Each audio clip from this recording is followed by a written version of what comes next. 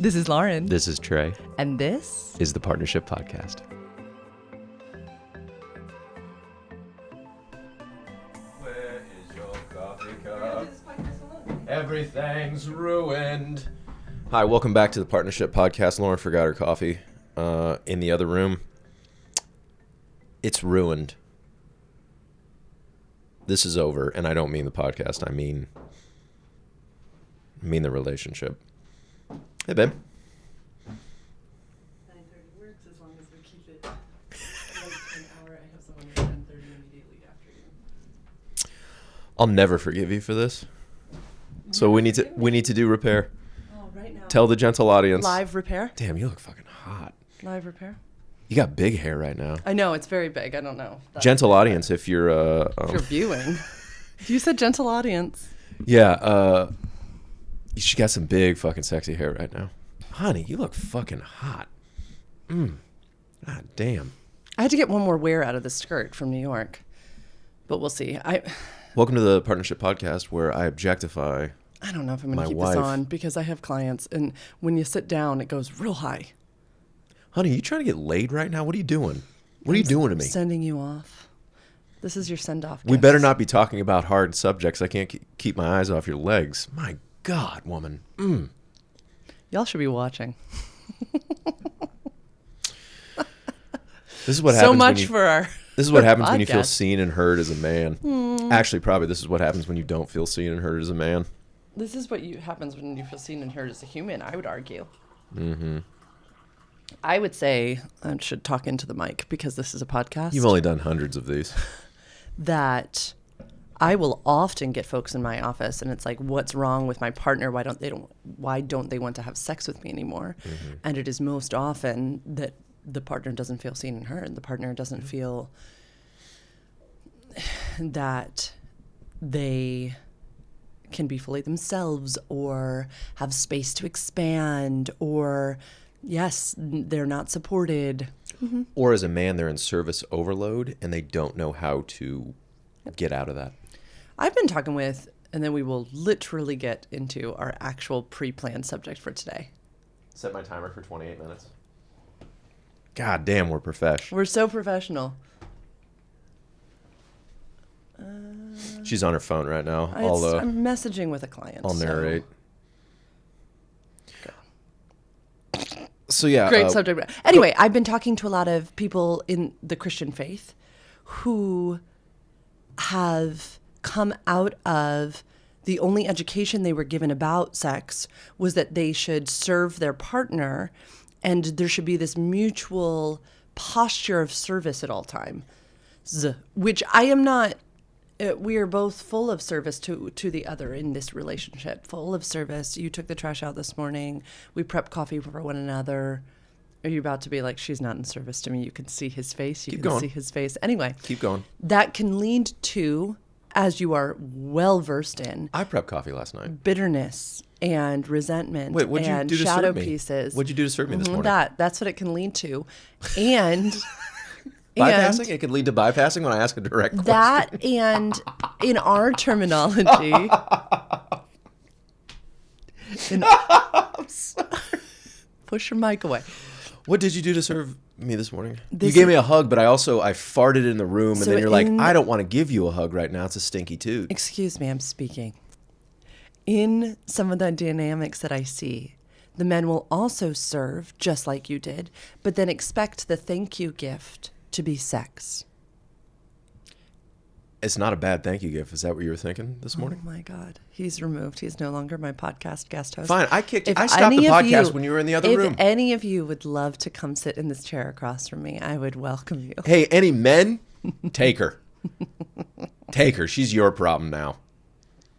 Okay, what were we? Anyway.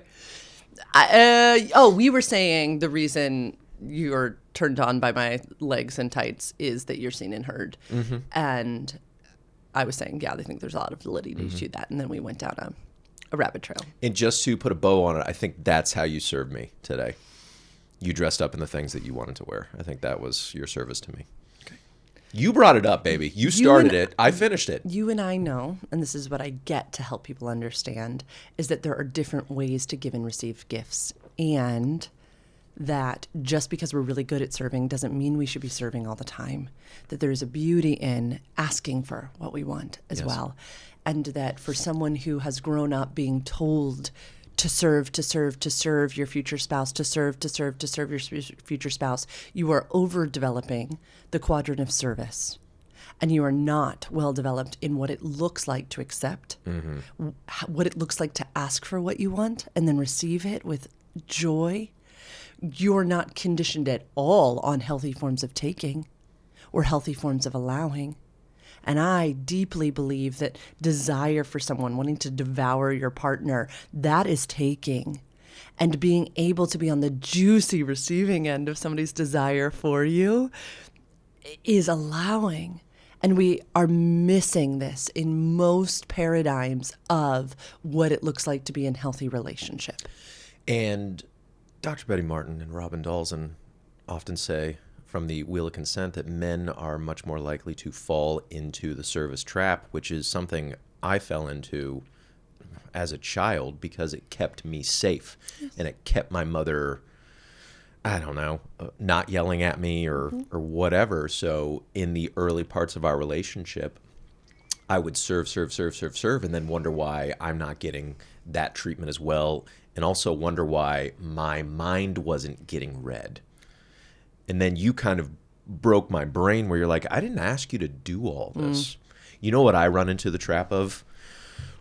Recently, we've been doing a lot of traveling, and we have our bags. And Lauren's bag this time was... No, it wasn't. But what I do is I have to tell myself, okay, she has full capability to move her heavy bag. I don't have to do it for her. Also, I don't need to get mad at her because she has a heavy bag and I'm not doing it or something. It's literally a mind fuck that I'm trying to unwind in my mind where it's like I should be doing literally the heavy lifting on her bag. Oh, great example. Say if I do a carry-on and she does like a fucking thick daddy carry-on. It is now not my job to roll around her bag. She didn't ask for it.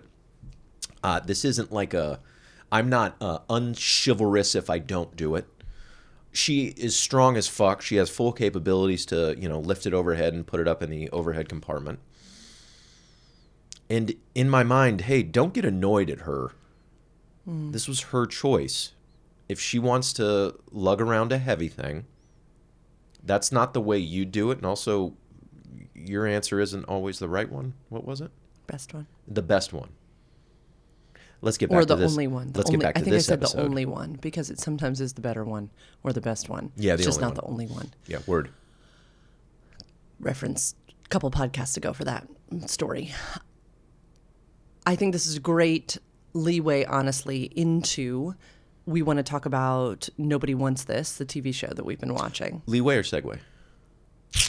Segue. What's a leeway? Is that like a over a body of water? Maybe, but it means there's space. Like, is there a lot of leeway? Like, if you were going to merge into this lane next to you, you might ask your person in the passenger seat. Give me a leeway analysis. No. Hit me with that leeway opinion. Guys, I hope this is bringing joy to your morning commute and that you're cackling along with us because this is the strangest, random podcast. We do one every 50 of these where one of us goes off the fucking rails. I got that good coffee in me this morning. So that the idea of chivalry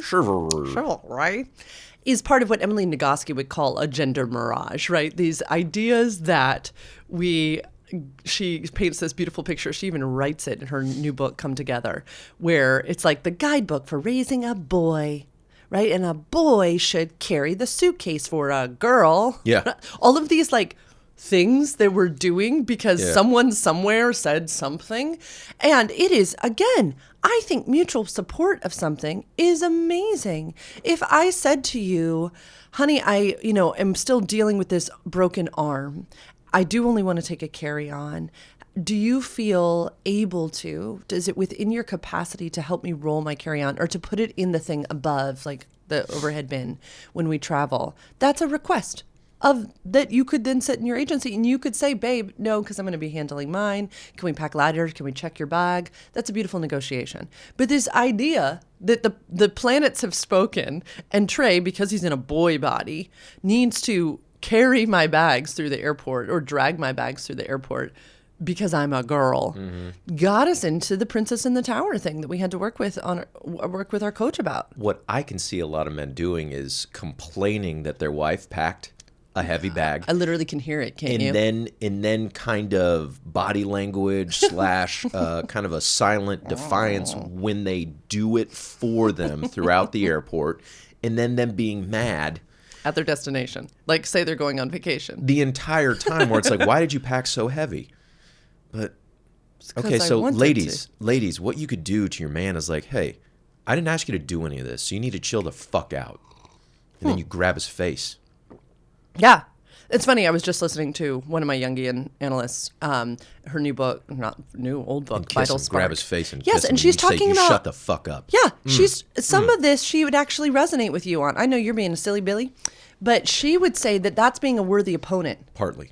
That is standing up. Yes. And being like, back off, dude. And you can do it tongue in cheek. Yeah, you could kiss him. You could grab his face close. It's like, hey. You could be like, hey. This is not your job and you need to chill the fuck out. I'm a strong-ass lady. Yeah, I'm a strong And you can watch my ass move as I walk down in front of you and wheel my very fancy base suitcase through the airport with the squishy handle. You enjoy your backpack.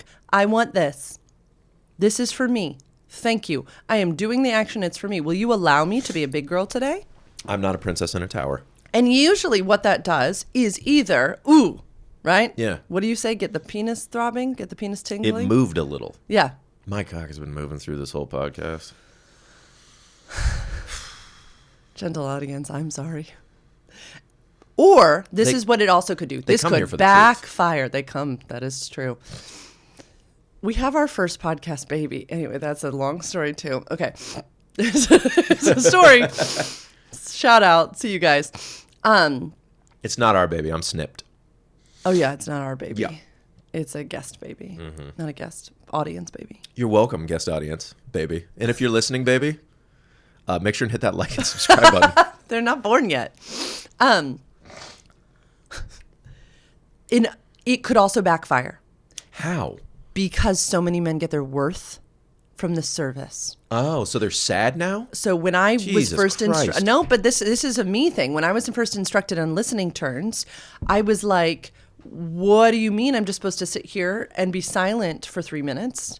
Because my value is in the wise counsel, the feedback I give. And I felt worthless because I had been so conditioned to be a helper.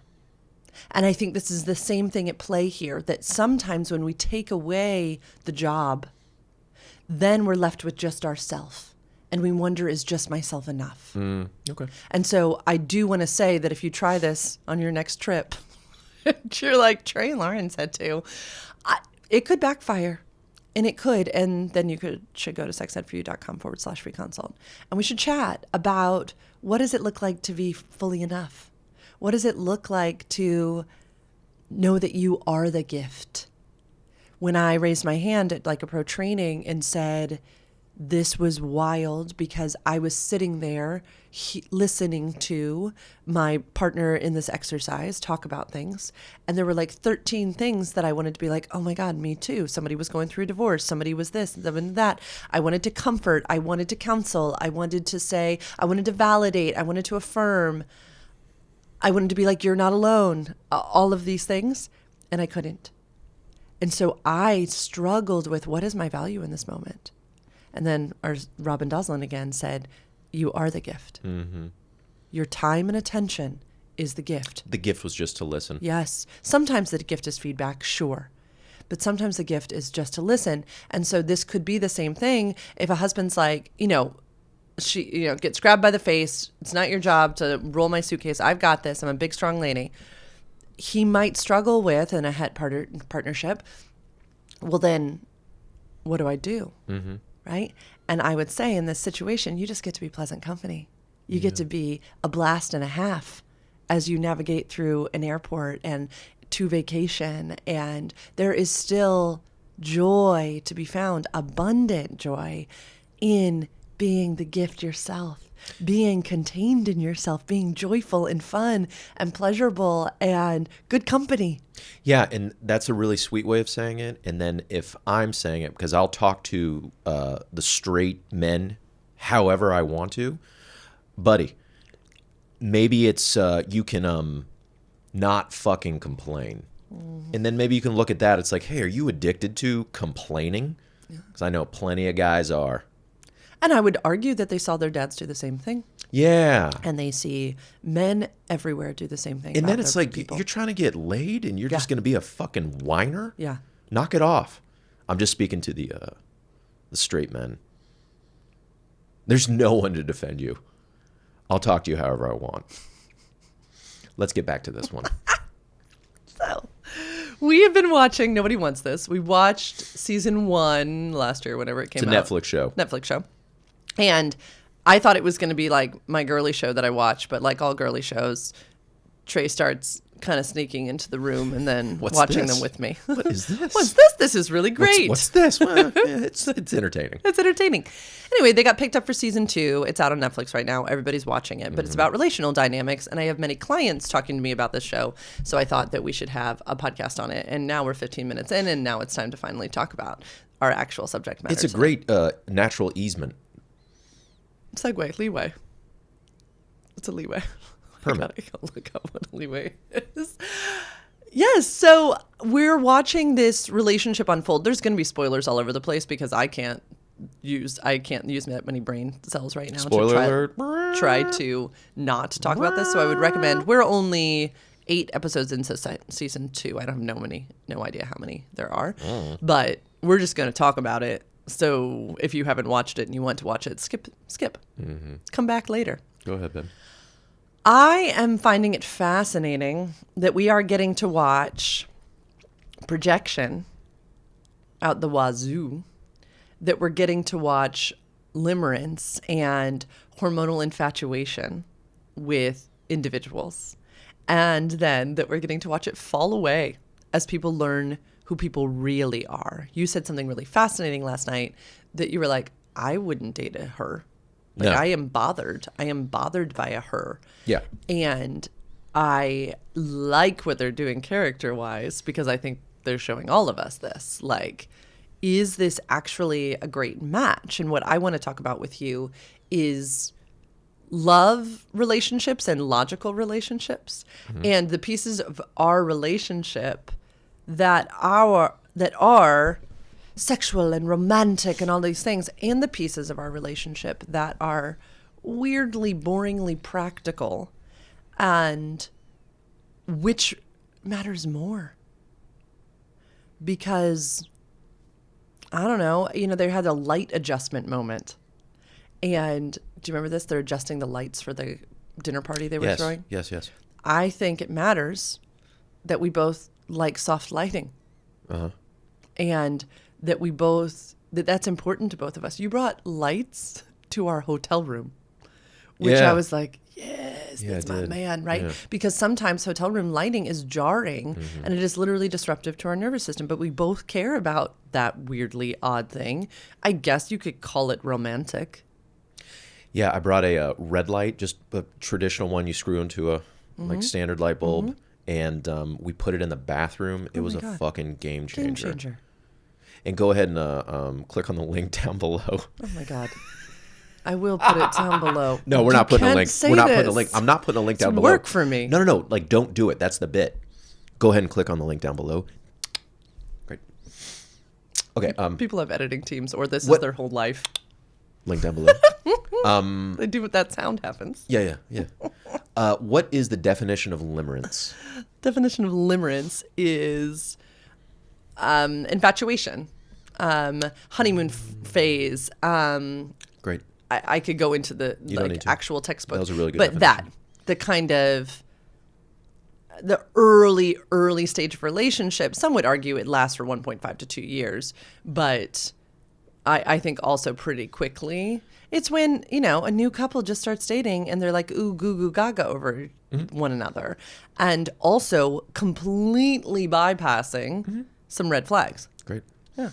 Would you, my question to you, how much of this, like, would you say is accurate in actual reality? I know this is a TV show. This is a version of reality. How much of this is accurate with let's say the two main characters? 95% of it. No shit. Okay, great. No, I see this kind of we're going to make it work energy often. Can I circle back to why I wouldn't date this woman? Sure. Or like my work, our work, your work? I think she has so much individual work to do that it wouldn't get to the I love you stage because of all of the fuck that shit with the red flags. Fuck that. Yeah. I want to say like, just your developmental arc. God. So Am I you're gonna turned get- on by my tights. Am I going to get some pussy? Is anyone else Am I turned gonna on get by some this pussy? verbiage that he's just said? Or am I just the only sapiosexual in the room? If you're an attractive woman, slide into Lauren's DMs. Trey's also recently turned on by the hitting ons I've been Yeah, getting. she got hit on by One of Trey's crushes in town. Okay, but slide into Lauren's DMs. I don't do social media. Okay, so yes,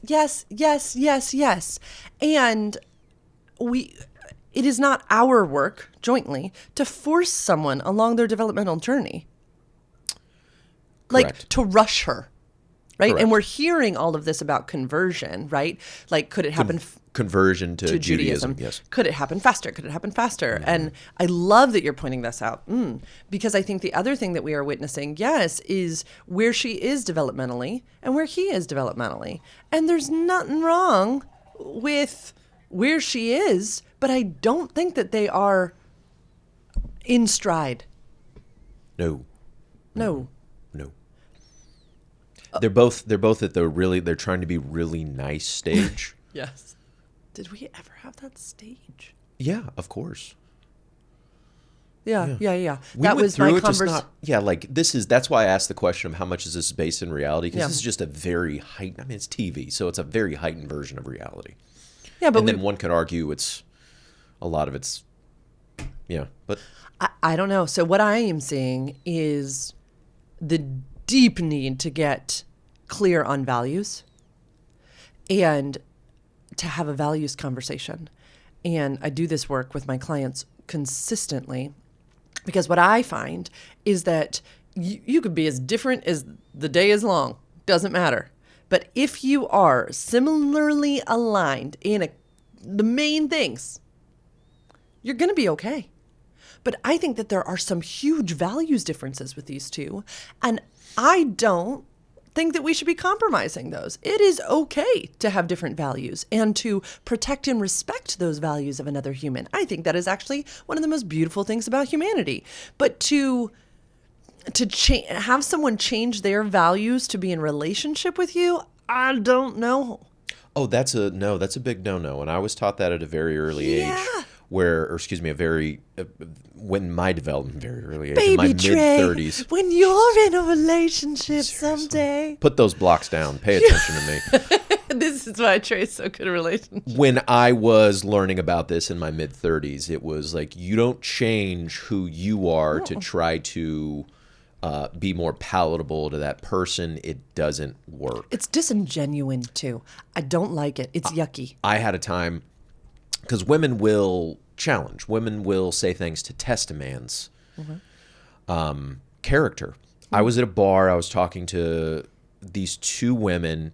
They weren't very interested in the conversation that we were having. It was loud. It was kind of a whatever. I think I asked their names. They didn't ask me mine, which was a little test from me. And she said, we were talking about coffee, and she said, "Ew, I hate black coffee. Like, that's disgusting. That's how I drink it." And it was a test, and I paused, and I said, "Nah, we're just different." And they both laughed. They turned their shoulders to me.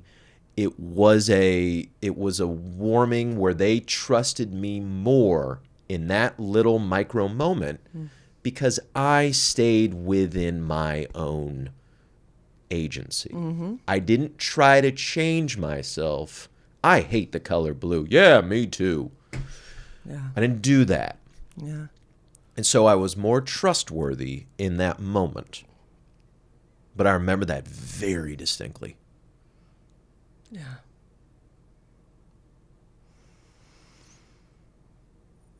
I say all the time that for centuries, women haven't been given many rights. And so one of the ways I deeply believe epigenetically we learned to be powerful was through tactics like that, through relational tactics. Conscious right? or unconscious, sure. Exactly. Like this idea that we can control or manipulate, right? This technique for lip reading, this technique for adapting, this technique for tricking and doing these things, which I want to give honor and reverence to the women for centuries back who had no other way to do things. And this is 2025, and I want us to become worthy opponents. I love this challenge by this author that I was reading. I want a world in which we are not known for playing games. And I want a world in which men do not feel the need to be schlepping suitcases through spaces, where we can throw aside these gender mirages and get to the core. And I think that that experience at the bar was 100% an experience of women using the only tools they've been really given, which are these weird little testy, challengey things. I'm going to push back on that. I'm going to say games are necessary and part of human life and development, and also certain tools like that, tools to test, I think are valuable. I don't find it manipulative or shifty or anything. Okay. Could she describe probably what she did in the moment, and was that a conscious tactic? No, I don't think she could. I don't know. I never asked, but no, I'm going to push back on that. Okay. Something like that, I don't find manipulative. Okay. Because maybe that's her genuine opinion. Yeah. Okay. Let's restart these cameras. It's Why? 8:07 because 3-minute warning. Oh, I was like, why are we doing that? Great. Because we do them every episode. Because we haven't figured out the hack. There's no hack. We spend $2,000 on cameras. That's what the hack is. Getting back to the show, because oops, we started talking about each other. Who, us? So, what else specifically about the show are you interested in chopping up?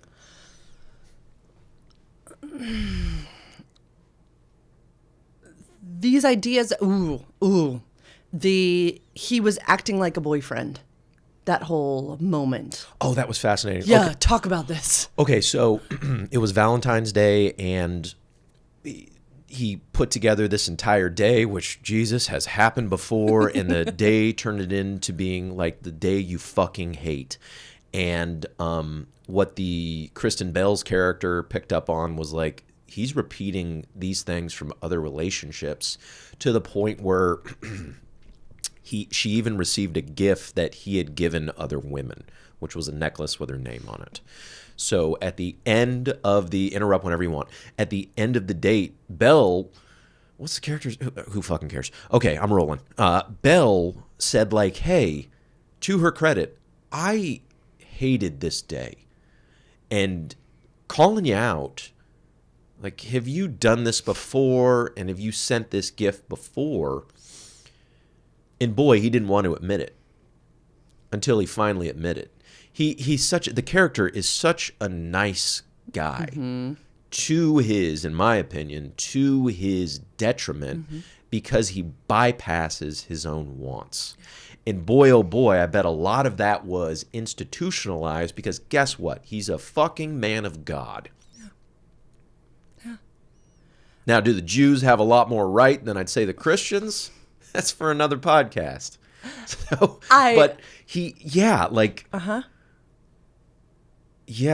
so important as a man, and this has been hard for me, to actually ask for what you want. And then it's not about hurting your partner, because that's going to happen. It's about, do you have the tools to repair? I'm gonna try to get laid after this. Oh my God. Guys, it's me. I'm gonna try to get some pussy. Okay, great. Let's get back to this one. I love that you brought this up. Yes, and I think this is a perfect example of intent does not negate impact, because he was not intending to harm her. He was intending to do the opposite. Right? And guess what? Shit didn't go his way. Shit did not go his way. And again, I see so much of this whole gender mirage, this whole idea of this is what you're supposed to do. This is how to be a good boyfriend. You do all these loving things. He is the good boy archetype. He is. He had to do that for his mom. He had to do that for all the girlfriends from his past.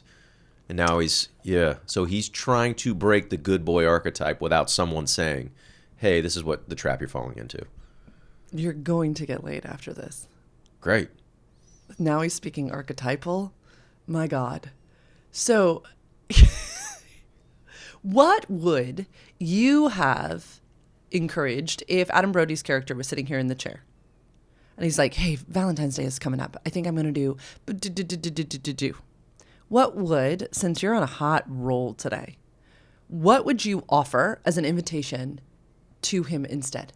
And he invited me in. And he invited he's you in. Literally asking my advice. He was like, Trey, in the past I've done I really just can see how much sex you're getting with Lauren. What is it that you would have me do? Should I do anything differently? This is what I've planned. Plan. Should I do anything differently? Ooh, dog. Let's edit. I would strongly suggest you chop that in half, and then this is the most important thing. Check in with your partner and see what she wants to do. But it's not a surprise, Trey, and like these things should really be a surprise. Cool. So some of these things may cause her stress and it may be too much for her. And also she may have a really big idea. I think you mentioned something about how she spends sister time on Valentine's Day. Like it's a tradition. Oh, and you're a rabbi, right? So you guys are big on tradition. So maybe let her do that and give her the space to do that. Because if you're trying to get laid, if she feels seen and heard in the space to do that, she's going to have that. And then you guys could maybe do something afterward or something before. But check in with your beloved and see what her day looks like and see what her ideal thing is. Because I hear you on the surprise, it may backfire. Well, and what about the fact that, like, I don't know what she's doing for me? Like, what if she doesn't give me a gift? Is that like a really bad red flag? If she doesn't plan a day for me? What type of gift? Oh, this is, okay, backstory. He really likes cards. Like, he likes handwritten cards, and she could give a shit less. I don't know anyone like that. Yeah. Yeah, what if she doesn't write me a card? I mean, I really think that's going to show me. Did you ask for a card? No, why would I need to ask for a card? So you want her to read your mind? That maybe she doesn't know that. Does she know that you like cards? Well, I mean, I've written her 3. She didn't need to ask me to do that. I love that Lauren's voice gets deeper also. This is my man voice. Yeah. Okay, dog, if you're gonna expect her to read your mind, you're setting yourself up for failure. So if you want a card, ask for a card. But then it's not going to feel genuine. Oh, hold on. So if I were to say to you, hey, buddy, it would mean a lot to me if you had the space to do a handwritten card because it provides me with this. If you're not, well, I'm going to get some pussy after this. Dog, how does that not feel genuine? How is that not a genuine ask? Don't you do this for a living? Aren't you a marriage and family counselor? Well, I mean, they only gave us scriptures and Hebrew school and lots of other things. They never gave us sexuality and relational coaching. You want me to show you? I've never considered that, bro. Never considered that. Because no, once you put it that way, that feels really purposeful. And I feel like I would be giving you, it almost makes me think of when families ask me to come do the baby naming and the blessings and the things like this. It feels like you're making an honest request for me and that I get to choose. So that feels real good. Mazel tov. Thank you. You're welcome. And scene. 3 claps.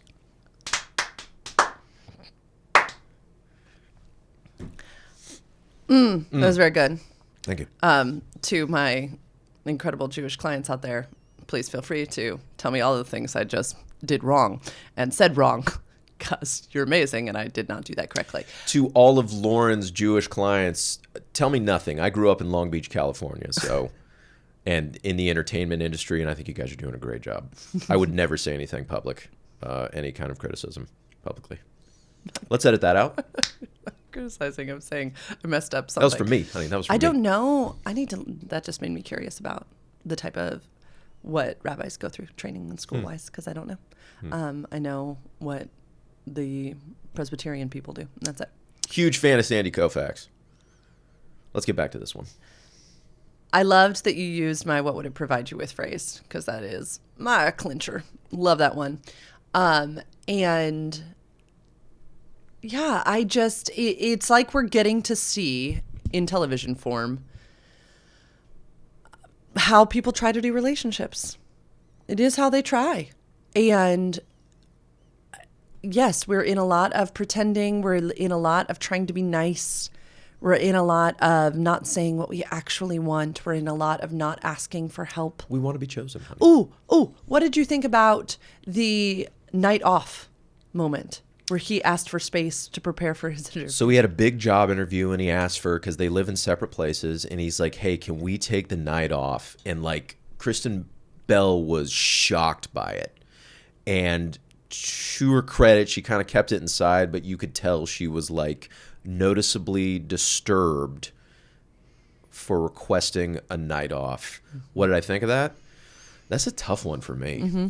Yeah. Because I value interdependence, and like when I was dating, like when I moved to your community, I got my own apartment so we could continue to know each other and have space to do so. Yeah. I thought that was really important to me. And like you said, great. You didn't say you have to move in with me after knowing each other for 3 fucking weeks. No, I mean, literally on our date night last night, we were talking about creating the space for me to write the book. And you know, we were joking, but we were like, well, we could put me up in this hotel here for like, you know, writing weekends. And you were like, yeah, and I could come by for sex. And I point blank was like, when I am in flow state for writing, it's not that I don't love you. I am not thinking about that. Which I love, which is great. Right. And I so identified with his desire to truly prepare for the interview, to like drop in, to get centered. This is a big deal to him. And I so resonated with the attachment twinge of panic that was triggered in her body by this night off thing. And we got to see in real time how quickly we make it about us. Right? She spent the whole night wondering what she had quote unquote done. Isn't that so interesting? So that's a very common thing I see, where somebody makes a request for space and someone feels that they have done something. Okay. And our culture is compulsively codependent and enmeshed, and we're starting to learn more of her backstory, which I am loving, but she grew up in a very inconsistent household.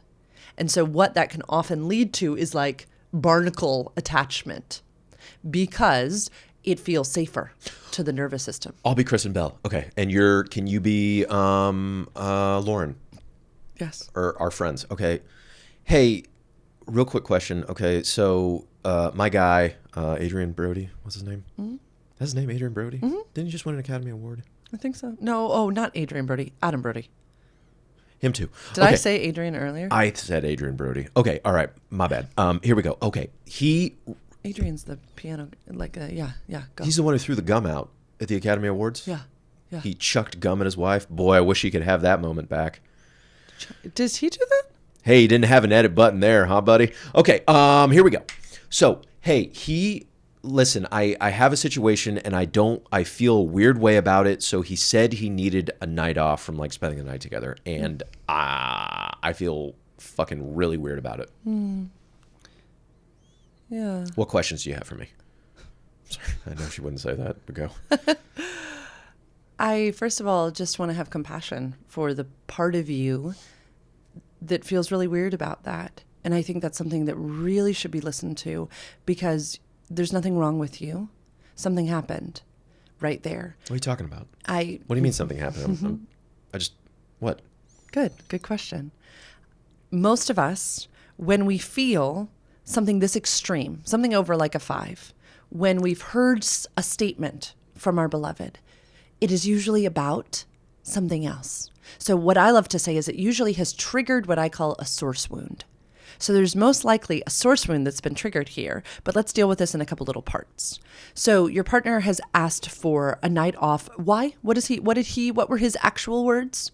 That he wanted to do what? Oh, yeah, he's got a really important job interview tomorrow, and he just said he wanted to focus on that. Okay. And like he gets really nervous before these things. Okay, so one option is we can just believe him. And we can work on things to support your nervous system in times where he does need to focus on this. But he doesn't want me to support him like while he's getting prepared for all this? That's a great question. So is this a job? Is he currently working? Is this a big deal of a job for him? Yes. Yeah. This just might take his intentional focus. And sometimes people want to ensure that they are not inadvertently harming another person in their space. So have you ever gotten into a flow state, I don't know, with your sister on her podcast, and you kind of don't even realize what's going on around you, and inadvertently you hurt someone's feelings? Yeah. I don't know. I have. Yeah. It happens. And so it can be a beautiful request and knowledge of oneself, to know how one gets when we're in a deep dive space and to want to protect those around us. So it can actually be a way to get ahead of potentially wounding someone and making them feel less important. So what you're saying is he could potentially be protecting me while also protecting his own space, and then really having a big old space again to get ready for the thing that's really important tomorrow. So, and you're saying this isn't about me? I am saying this is not about you in my little knowledge of this experience. So Dr. Betty Martin talks about this thing called domains. And so I want to imagine that there's a box around you, and there's also a box around him. And everything within your box is the things you have a right to and a responsibility for. And everything in his box are the things he has a right to and responsibility for. Things like having employment. Things like being able to envision a future with you wherein he is an equally employed human being. So it could very well be that this is one of the ways he truly does want to care for you, is being gainfully employed, not your tag along.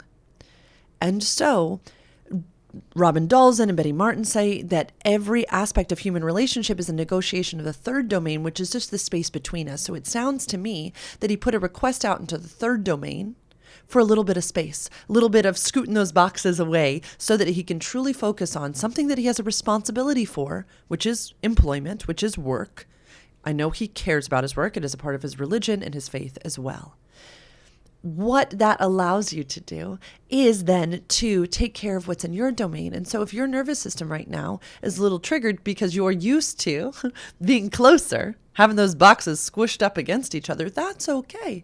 That's okay. It is okay to learn those skills to care for oneself. Now, we haven't talked about your family much right now, but chances are that someone else liked to kind of tug you around like this, that you're used to being really close with people or pushed away from people, and that the negotiation of primary relationships in your life didn't get to happen where you considered things and they considered things, and that there was protection of what was yours. Most likely you were tugged and pushed. And so your nervous system likes to keep things close. There's also something where my father, who's now happily gay, was closeted during, my like formative years in high school, where he would go off and have affairs. So when you say source wound, does that mean like something that happened a long time ago? Because when my dad left, as I found out in my later years, like he was... I'm so he sorry. wasn't doing what he said he was doing. So maybe that's connected to... Beautiful. Yes. Yes. And so feels to me in this little moment that this is something beautiful to work on some renegotiation of trauma through play, because that's very, very disconcerting. Because when someone has broken trust with us and was not doing what they said they were doing, and it caused relational harm, not only to your mom, I'm sure, but to the family, that gets to be a wound that is tended to. And maybe at some other time we can work on that with your partner. There's many exercises that we can do to renegotiate that, because our little nervous systems are amazing. And the thing that they will do is, once we find a romantic partner, they will just start to literally repattern and reenact what we know from childhood. So beautiful discovery of your source wound. The lights flickered behind you. Okay, 3 claps. Uh-huh. Great. This is fun. This was a good time. So, I mean, you said earlier, is this something you see? Yes. All of the dynamics in the show are things that I see all day long, every day. Is it a little bit sensationalized for television sometimes? Sure. Shit, we didn't even talk about the brother and his wife, and then we didn't talk about the parents that are now, like, he's happily out and gay, and mom's living her best life. She's converting to Judaism. Yeah, we didn't. Yeah. We didn't even touch on that. No, and that Kristen Bell's character said, in tears, she says, what you are seeing now took years. I saw fights and this and that. Yeah, the healthy relationship between mom and dad. Right? I mean, that is... Because they're friends now. And my clients will consistently say, I want what you and your ex-husband have. And I'm like, well, that is great. It took fucking years. Welcome to the years of work. It took a lot of nastiness, too. Crazy boundaries, lawyers, mediators, psychotherapists, therapists, coming out. That was not... Buckle up, Buttercup. Yeah. It is work. Is it worthy? Yes. Is it, I think, the most sacred work we could do? Also, yes. Right? Because, people are so enjoying their relationship now. Those two went shopping. It's beautiful. It's healing. It's lovely. It is good for the world. It's good for their kids, I'd argue. But not easy. What's that, Faith? No, it's just, I like when you roll. Yeah. So, we didn't talk about that. We didn't talk about... one of my books, I was telling you the other day that one of the things that tends to make us most jealous as humans is when our partner is developing a relationship with someone, friendship even, and it mimics the way that we first started our relationship. That was the brother and the wife that are on hard times right now, and then the brother is has a platonic relationship with another woman. Yeah, the sister of Chris. And they're having a lot of fun together. Relational fun together. And then the wife is like, I used to be fun, and I do acknowledge, it was a great line where it's like, people that are fun don't go around saying they are. She's I know I'm full of shit. It's a great character. Yeah, and so I work on jealousy and envy with a ton of my clients, and kind of this possessiveness of partners inside of monogamous partnership. Mm-hmm. And one of the things we will talk about is when they are triggered, why they are triggered, right? Because people will ask me all the time, because you talk about the strong female friendships that you have. Yeah. Strong. And folks will ask me about how does that function? And I'd be so jealous. And it's interesting to watch this develop. And then they said Sasha and Esther's characters, this is funny because I don't actually know their human names, but those are their characters, have this whole conversation about, we started as friends. And you're seeing this whole, they went back to the picnic table that they used to sit on when they were just friends. And then we just learned that the reason they got married was because she was pregnant, not because of a bunch of other stuff. Just beautiful to see, because yes, these things show up inside of long-term partnerships, right? So this platonic friendship that he's building, Esther's character is like, well, hold up. We were also platonic friends. How am I supposed to guarantee that you're not going to fall in love with her? Yeah. And just cool. How do you guarantee that I'm not going to fall in love with my platonic female friends? I cannot. What an advanced answer. I don't know. Okay. Do you know how fucking much wisdom there is in I don't know or I can't? It's freeing, honey. So freeing. And so I'm going to continue to be the man that you know me to be, where it's the man who tells you the truth. Yeah. And you know where I am and you know where I stand. Yeah. And that's not always easy. No. And I was saying to you, though, I think one of the reasons that it doesn't prick me and that it hasn't, as to up until now, hasn't been one of the things that I have to deep dive with our team on, is that that's not how our relationship started. Our relationship started with the hottest sex in the world and a date in the most intentional romantic weekend ever, and then you moving across the country. I didn't actually build a friendship with you first. True. And also, I didn't have a wife and you didn't have a husband. We weren't cheating on partners. No. But I'm just saying, these healthy relationships that you have, you already had one. Your best friend, N, you've had since forever. Like, 6th grade. That was I hop already on a plane. I'm Uncle Trey this week. today. I can't, I am so excited that I get to fly across the country because N and her husband, they're going on their anniversary and they're like, do you want to come in and be like daddy daycare or uncle daycare? And I'm like, fuck yeah, I do. I'm so excited. I hop on a plane. I hop that bird at 1 today. It's one of the greatest honors in the world to be trusted with someone's child. Right? Too. I mean, greatest honors. It's their most valuable asset. Yeah. It's really precious. I'll be in the American Airlines lounge in Charlotte. This comes out in a week. If you saw him there, yes, you did. Never mind. You already had that pre-existing relationship. Yeah, 6th grade. So I was choosing you and a best friend. Oh, yeah, that would actually, Yeah, right? No, that would disqualify you. Exactly. Uh-huh. And I have seen you nurture, protect, invest in that relationship. And no, it's not a threat to me. Yeah, she was my best man. Yeah. She was in our backyard. No.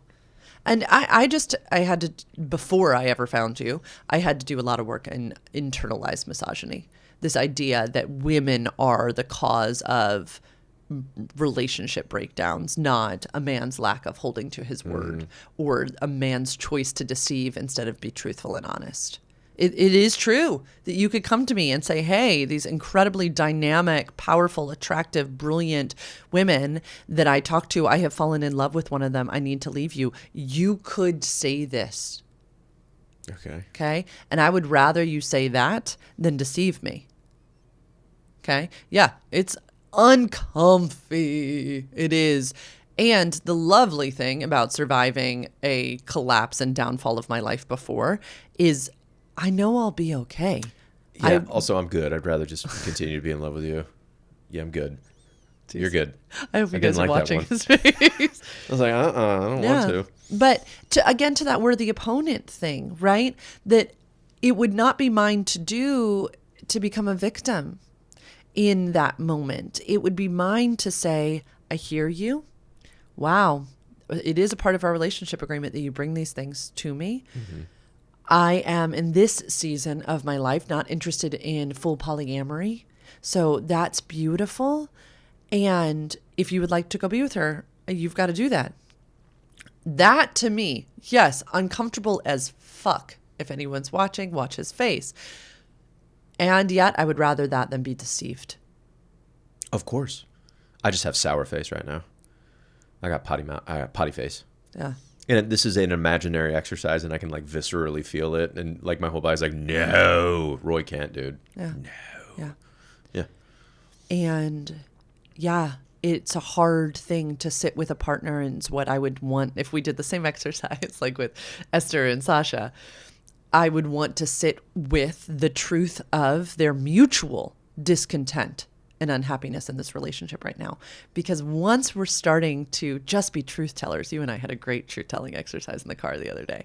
Once we embrace this idea of being a truth teller and being a person who can receive truth, then we can get to the bottom of, okay, we're both unhappy. That's actually okay. What do we want to do about it? Yeah. Do we want to stay together? Or do we want to, yeah. Do we want to work on it? Do we want to? We may be happier if we're apart. Yes. It's just not what we've known for 20 years. But deceit is deceit, right? Keep pretending to be happy when you're not. Both of them can tell, and we're getting to watch it. Mm-hmm. That is cool. It's actually more fun to sit in this truthful space. I am so proud. So many of my clients right now, shout out, working with some incredible couples who are like, we're not happy. Yeah. And It's loving to actually say Oh it. my God. Listen, we get to have community and care. And I said to all of my folks, I was telling people about our train ride back and how I was avoiding giving you a straight answer on some things and how you were pushing into me and how you were like, babe, that's something to talk to your people about. Like, do you have a session on the calendar? And I was telling a client this because it was so healthy and I bristled in the moment, but it is absolutely yours to say, not my work, hon. Love you. That's your work. And I say this because there is no shame in Trey and I still continuing to do work for the rest of our lives. Baby, thank you for like declaring that you make mistakes or you can get better at certain areas. Like I find it really authentic and trustworthy, and I hope other people do too, where I would want my person to not be some type of like, I have to be perfect because this is like, thank you, honey. And that we're always learning. Always. Yeah, thank you for that, babe. Thank you. It's really important to me. And like, I want that as far as the person that I go to when it's time to be trusted with this. We either need to restart the camera or you can wrap it up. You got 1 minute. This feels like a good wrap-up point. Thank you for coming to this episode of the Partnership Podcast with Lauren and Trey. Keep in mind, these are opinions and our opinions only. Take what you like, leave the rest. You have a right to informed decision-making and self-determination. If you want to learn more about these tools, go to sexedforyou.com/free consult and request some time with me. Tell me you heard us on the Partnership Podcast. Make sure to like, subscribe, share, all that juicy stuff. And we'll talk to you again next time. There's a develope from Trey.